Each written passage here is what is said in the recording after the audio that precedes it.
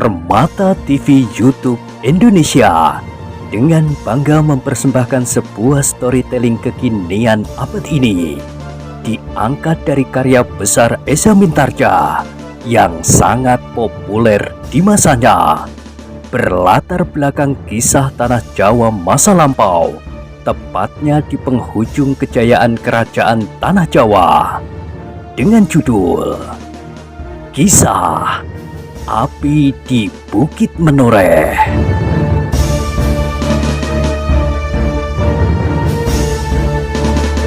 Pada kesempatan yang sangat baik ini, kita masuk pada episode yang ke-438. Selamat menikmati.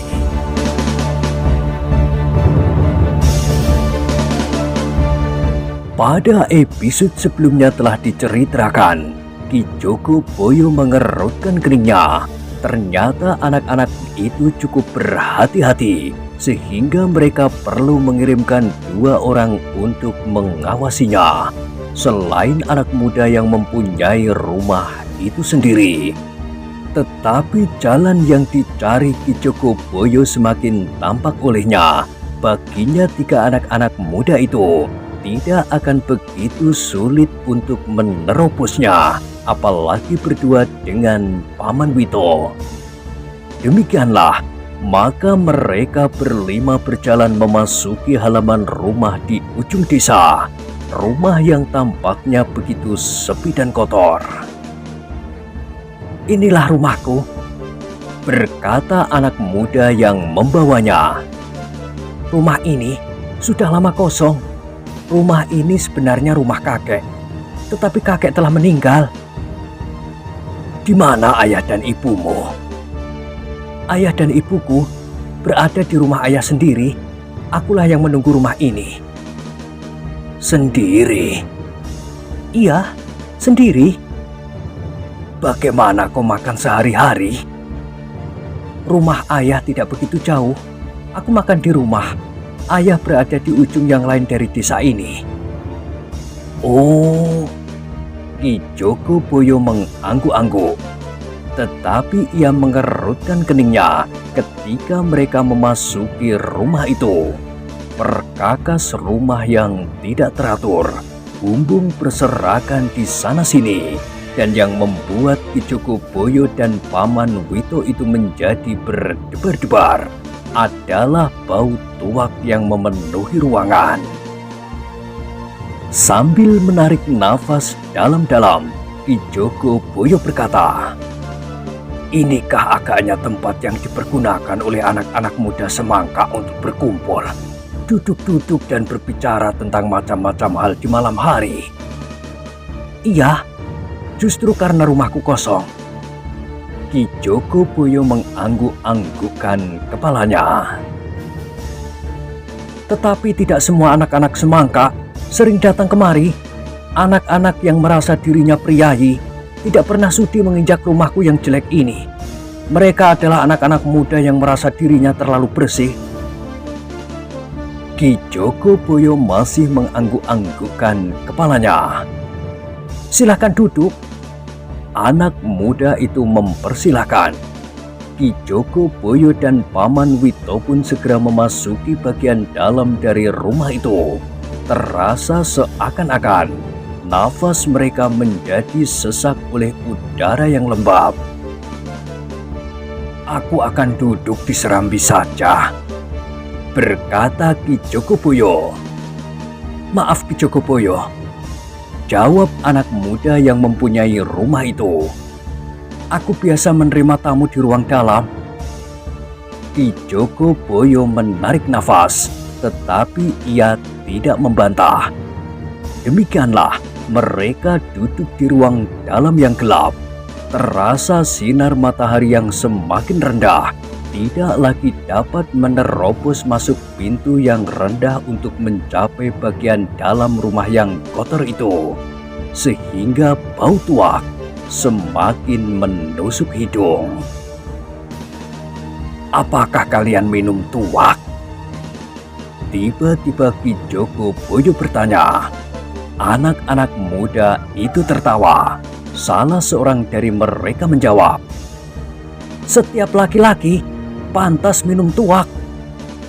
Dan kalian adalah laki-laki." "Ya, kami minum tuak."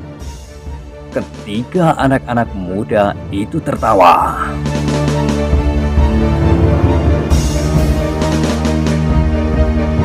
Tanpa disadarinya, terasa bulu-bulu tengkuk Paman Wito meremang. Ini adalah gambaran hidup Wito sendiri di Paduku Hanya itu, sehingga ayahnya mengirimkannya ke Sangkal Putung. Tetapi justru karena itu, maka kini tumbuhlah persoalan yang gawat antara kedua padukuhan itu. Ki Jogoboyo pun kemudian hanya mengangguk-anggukkan kepalanya saja, tetapi ia tidak bertanya lagi. Dipandanginya saja dinding-dinding yang memutari ruangan itu, kotor dan penuh dengan sarang laba-laba. Tetapi Ki Jogoboyo tidak menunjukkan sikap yang dapat menimbulkan kecurigaan. Ia duduk saja sambil mengangguk-angguk. Ketika anak-anak muda itu menawarkan tuak kepadanya, tiba-tiba saja ia tersenyum. "Masih ada?" Paman Wito terkejut mendengar pertanyaan itu, apalagi ketika ia melihat wajah Ki Jogoboyo yang tersenyum-senyum ketika anak-anak muda itu memandanginya dengan heran pula. "Hei," berkata Ki Jogoboyo lebih lanjut, "masih ada? Apakah Ki Jogoboyo benar-benar menghendaki?" Ki Jogoboyo mengangguk-anggukkan kepalanya. Katanya, "Iya, sejak semalam aku tidak minum tuak." "Jadi benar-benar Ki Jogoboyo mau minum?" "Tetapi aku hanya mau minum tuak yang baik." "Oh, tentu Ki Jogoboyo. Kami pun tidak mau minum tuak yang jelek." "Baik, baik. Terima kasih."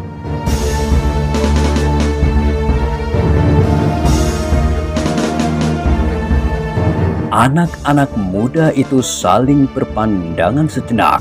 Tiba-tiba salah seorang dari mereka berdiri dan masuk ke ruang sebelah. Ketika ia keluar, di dindingnya sebuah bumbung besar berisi tuak dan beberapa bumbung kecil. "Marilah Ki Jogoboyo." Anak muda itu memberikan sebuah bumbung kecil kepada Ki Jogoboyo dan kemudian menuangi bumbung itu dengan tuak. Ki Jogoboyo tersenyum sambil mengangguk-anggukkan kepalanya, tetapi sambil mengangkat bumbung itu di hidungnya, ia berkata, "Ah, ini tuak untuk anak-anak, bukan tuak untuk seorang laki-laki." "Kenapa?" Ki Jogoboyo pun kemudian mencicipi tuak itu. "Tidak ada rasanya sama sekali, hanya manis saja." "Ah!" Ketiga anak-anak muda itu hampir berbareng berdesah. Salah seorang berkata, "Tuak ini, tuak yang baik." Wajah Ki Jogoboyo menjadi berkerut-merut, tetapi ia masih memegang bumbung berisi tuak itu. "Silahkan Ki Jogoboyo." Ki Jogoboyo tidak segera meminumnya. Katanya pula, "Seperti minum legen mentah, manis dan menghilangkan haus." "Tentu tidak." Anak-anak muda itu saling berpandangan. Tiba-tiba salah seorang dari mereka menuang tuak itu ke dalam bumbungnya sendiri. 1 kali teguk isi bumbung itu telah kering.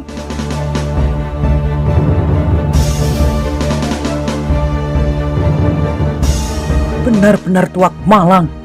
Tuak ini sudah disimpan lama sekali. Apakah masih kurang keras bagi Ki Jogoboyo?" Ki Jogoboyo mengangguk-angguk, tetapi anak muda itu telah menuang tuak itu sekali lagi ke bumbungnya sendiri. Bahkan anak-anak yang lain pun berbuat serupa pula.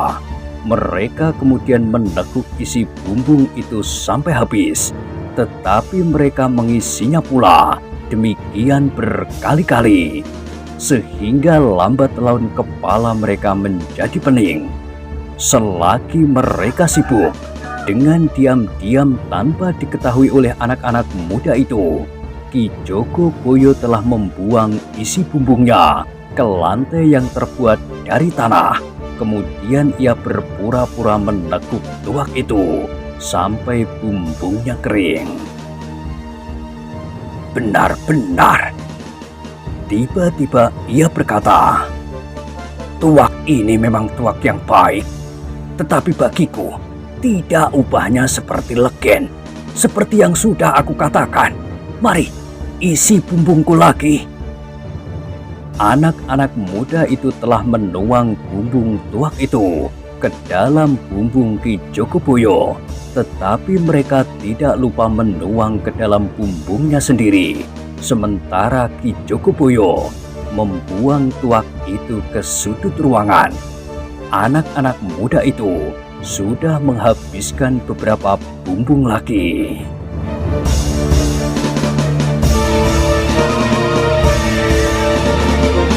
"Cukup," berkata salah seorang dari mereka. "Kepalaku pening." Yang lain pun mengangguk-angguk, tetapi mereka masih memegang bumbung-bumbung kecil di tangan mereka. Ketika mereka hampir meletakkan bumbung-bumbung kecil itu, Ki Joko Boyo telah mengacungkan bumbungnya sekali lagi sambil berkata, "Beri aku lagi sebumbung penuh. Tuak semanis legen ini memang enak, tetapi tidak memuaskan." Sambil terhuyung-huyung, anak yang memegang bumbung tuak itu mengisi bumbung Ki Joko Boyo tidak saja menjadi penuh, tetapi bahkan melimpah-limpah. Sambil tertawa, ia berkata, "Hahaha,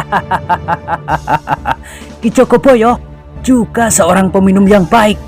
Mari, kita minum bersama-sama." Sekali lagi dan sekali lagi anak-anak itu mengisi bumbungnya. Mereka meneguk tuak tanpa ragu-ragu lagi, seperti yang selalu mereka lakukan. Ki Joko Boyo memandang anak-anak muda itu dengan tegangnya. Akhirnya ketika anak-anak muda itu menjadi mabuk dan terkapar sambil mengigau tanpa arah. "Mereka menjadi mabuk," berkata Ki Joko Boyo. "Kita harus segera pergi. Ya, kita tinggalkan rumah lembab ini. Kita segera kembali ke Sangkal Putung." "Tidak, kita pergi ke Katumangan Semangkak."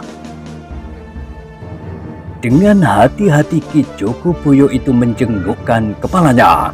Ketika halaman itu ternyata sepi, maka ia pun segera mengajak Paman Wito segera keluar. Namun ia masih sempat mendengar anak muda itu mengigau, "Kita bunuh saja Swandaru yang gila itu." Dalam pada itu, Ki Joko Boyo pun segera meninggalkan halaman rumah itu diikuti oleh Paman Wito. Dengan hati-hati mereka keluar regol dan kemudian hampir berlari-lari. Mereka melintas sebuah simpang tiga dan kemudian hilang masuk ke jalan sempit. Meskipun masih belum senja, tetapi jalan sempit itu sudah sunyi. Dengan demikian Ki Joko Boyo dapat berjalan cepat-cepat menuju ke Katumangan. Kedatangan Ki Joko Boyo Sangkal Putung itu benar-benar telah mengejutkan. Semula mereka menyangka bahwa Ki Joko Boyo itu sedang mengejar seseorang yang akan ditangkapnya. Tetapi orang itu orang Semangka. Namun akhirnya dahi Ki Demang Semangka itu menjadi tegang ketika ia mendengar keterangan Ki Joko Boyo mengenai anak-anak muda mereka. Kami memang hampir menjadi gila dibuatnya. desis Ki Demang Semangka. Ki Joko Boyo dari Sangkal Putung dan Paman Wito itu mengangguk-angguk. Mereka menyadari kesulitan yang dihadapi oleh Ki Demang Semangka. Mereka telah bersiap untuk berangkat, berkata Ki Joko Boyo. Tidak semua anak-anak muda bersikap seperti mereka, berkata Ki Demang. Tetapi karena yang lain tidak suka keributan, mereka tidak berbuat apa-apa. Bahkan mereka seakan-akan telah menyingkir dari pergaulan yang suram itu. Kita dapat mencegah mereka, berkata seorang bebahu Kademangan Semangka. Aku akan memanggil anak-anak muda yang lain yang tidak sependapat dengan mereka. Ki Demang berdesah. Tentu akibatnya tidak menyenangkan. Mereka bahkan akan berkelahi sesama anak-anak semangka. Itu lebih baik daripada mereka dihancurkan oleh anak-anak muda Sangkal Putung.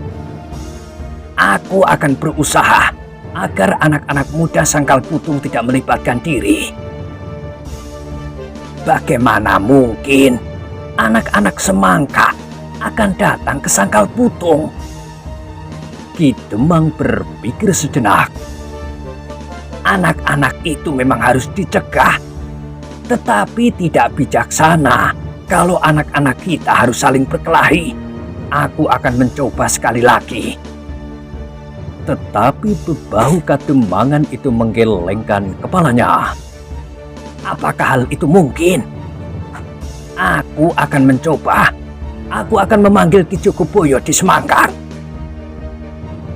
Silahkan Ki Demang, berkata Ki Joko Boyo di Sangkal Putung. Aku akan mendahului. Semuanya terserah kepada kebijaksanaan Ki Demang. Kita mengutamakan keselamatan anak-anak kita, keselamatan badaniah, dan keselamatan rohaniah. Ya, kita memang harus bertanggung jawab. Orang-orang tua mereka pun harus bertanggung jawab. Kesalahan anak-anak muda itu sebagian adalah kesalahan orang-orang tua pula. Baiklah, sebelum terjadi sesuatu, aku harus berada di Sangkal Putung.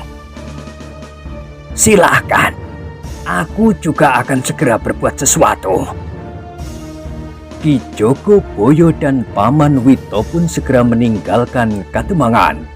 Mereka mengambil jalan lain sehingga mereka tidak berpapasan lagi dengan anak-anak muda semangka yang semakin lama menjadi semakin banyak menjelang senja.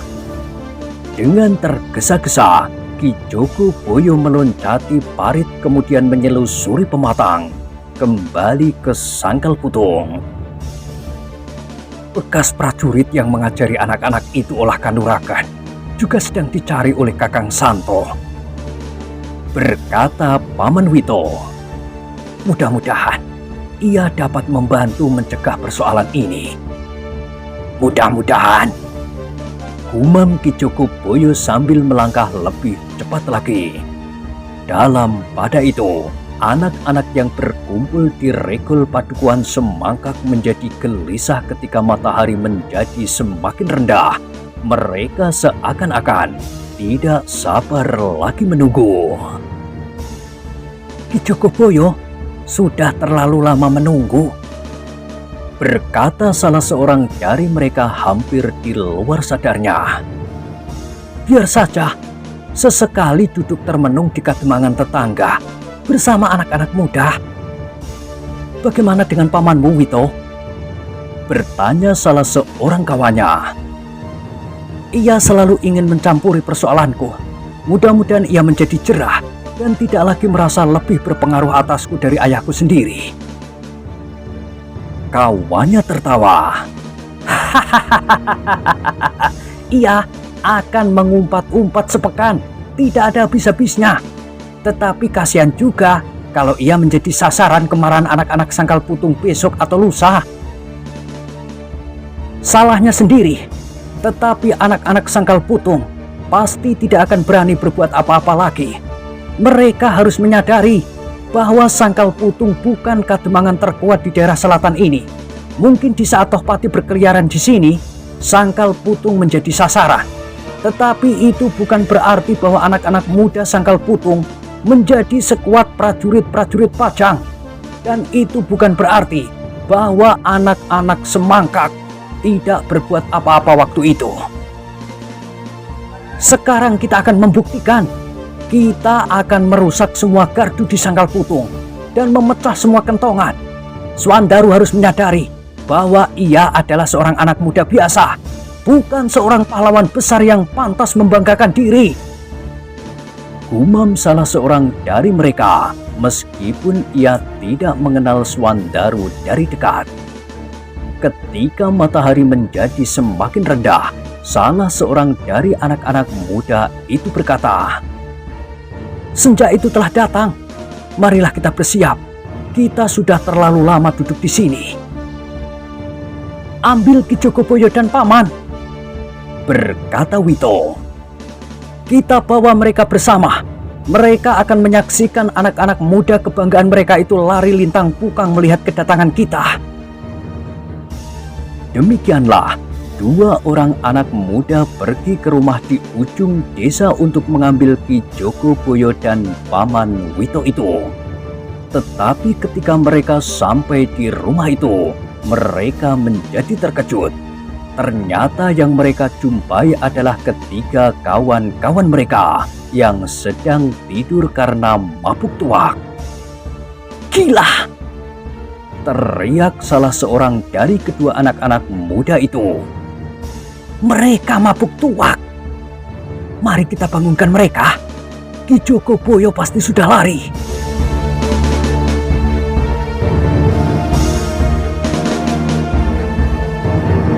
Dengan susah payah maka ketiga anak-anak muda itu dibangunkan.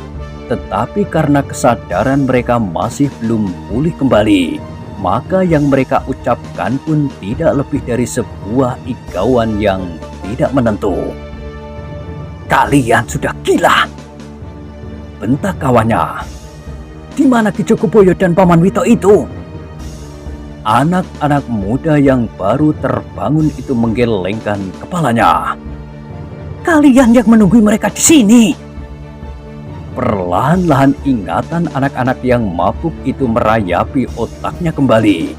Meskipun masih kabur, namun mereka mulai teringat kepada Ki Jogoboyo dan Paman Wito. Karena itu maka dengan wajah yang tegang salah seorang dari mereka bertanya, "Iya, di mana Ki Jogoboyo?"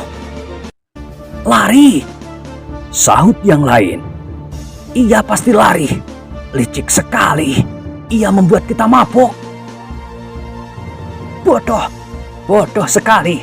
Kalian telah mabuk dan membiarkan Ki Jogoboyo Sangkal Putung bersama Paman Wito itu pergi. Mereka akan segera memberitahukan hal ini kepada anak-anak muda Sangkal Putung, sehingga mereka sempat mempersiapkan diri. Gila, mari kita segera kembali ke Regol. Kita harus berangkat sekarang.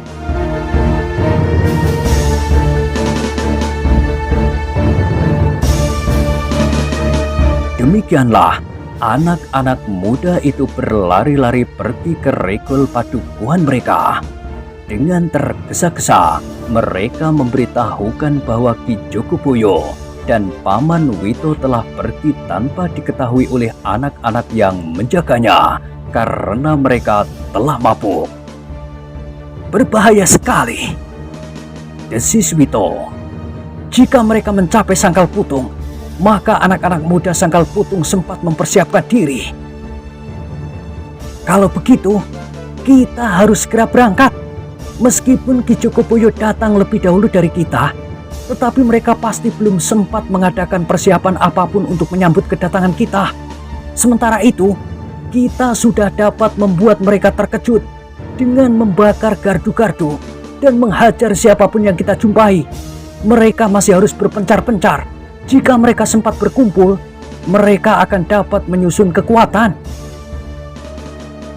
Demikianlah, maka anak-anak muda itu memutuskan untuk segera berangkat, seperti orang yang pergi berperang.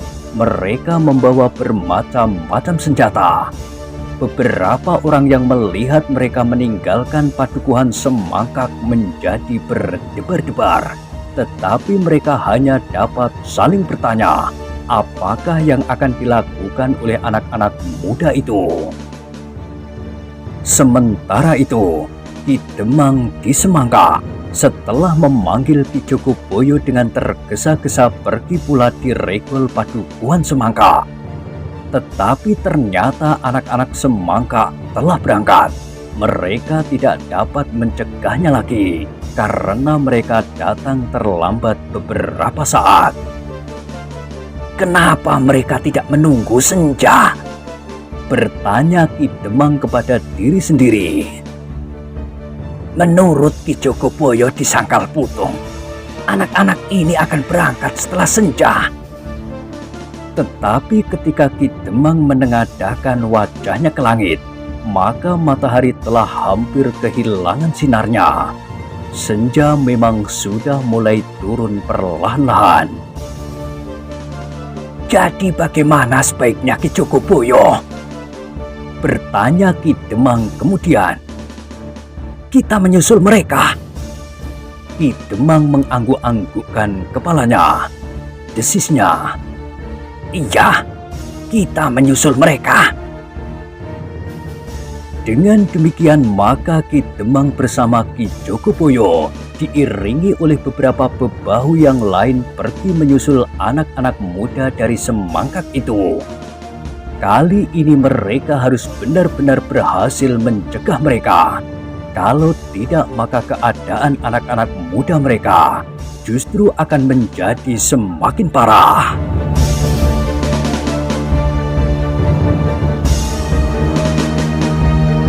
Dalam pada itu anak-anak muda semangkak itu pun dengan tergesa-gesa pula pergi ke Sangkal Putung.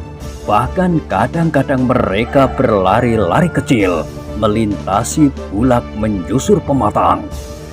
Beberapa orang yang masih berada di sawah melihat iring-iringan itu dengan hati yang berdebar-debar. Di dalam hati mereka bertanya, apalagi yang akan dilakukan oleh anak-anak itu? Namun mereka hanya dapat memandang iring-iringan itu dari kejauhan dan dengan hati yang cemas. Sementara itu, Sangkal Putung telah mempersiapkan diri menyambut kedatangan anak-anak semangka dengan caranya. Tidak ada seorang anak muda pun yang tampak pula. Yang ada di Kademangan itu adalah Ki Demang, Sangkal Putung dan beberapa orang bebahu. Kiai Gringsing dan Ki Sumangkar sengaja berada di dalam gandok karena langsung atau tidak langsung Kiai Gringsing mempunyai hubungan dengan Swandaru. Meskipun Ki Demang sendiri adalah ayah Swandaru, tetapi dalam kedudukannya sebagai Demang Sangkal Putung, ia tidak dapat ingkar akan tugasnya menghadapi kemungkinan yang manapun juga yang dapat terjadi. Namun dalam pada itu, Agung Sedayu, Swandaru dan beberapa orang anak muda terpilih bersembunyi di atas kandang. Jika keadaan memaksa, maka mereka pun tidak akan dapat membiarkannya. Sedang di dalam rumah Ki Demang masih ada seorang lagi yang dapat membantu mereka apabila diperlukan. Sekar Mirah. Tetapi bagi Ki Sumangkar, jika tidak memaksa sekali, Sekar Mirah lebih baik berada di dapur daripada ikut di dalam keributan itu. Yang datang lebih dahulu ke Kademangan itu adalah Ki Jogoboyo bersama Paman Wito. Mereka dapat sekedar memberikan gambaran apa yang akan dilakukan oleh anak-anak muda semangkak itu. Ki Demang menarik nafas dalam-dalam. Katanya, memang terlampau sulit untuk mengendalikan anak-anak yang sudah terlanjur lepas dari ikatan kepribadian kita yang sebenarnya lembut. Kita memang harus berhati-hati. Kalau mereka mengetahui aku melepaskan diri, maka mereka pasti akan segera menyusul. Belum lagi Ki Demang menjawab, maka seorang pengawas datang dengan tergesa-gesa melaporkan bahwa anak-anak muda Semangka telah datang. Bersembunyilah, untung kami sempat memberikan penjelasan kepada anak-anak muda dan menenangkan penduduk.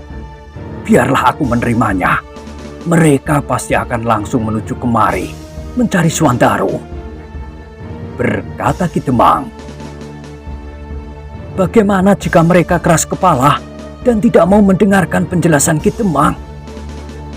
Ki Demang mengangkat bahunya.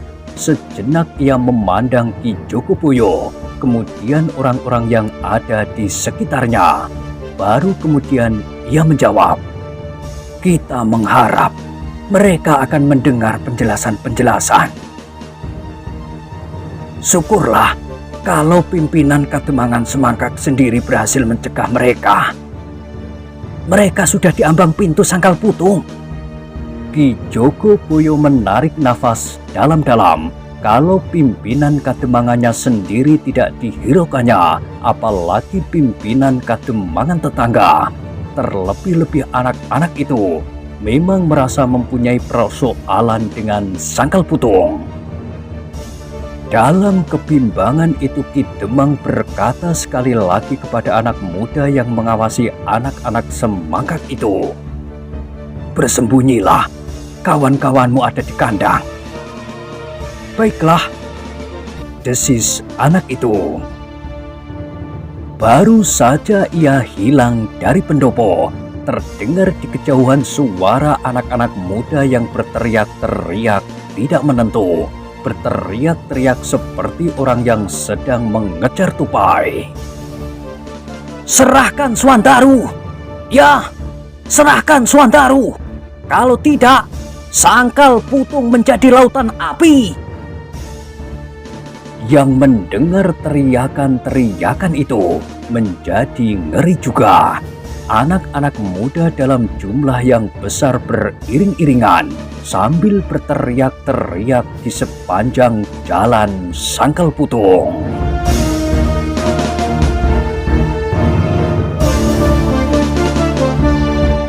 Nah, bagaimanakah kisah selanjutnya? Silahkan ikuti terus kisah Api di Bukit Menoreh pada episode berikutnya. Sampai jumpa.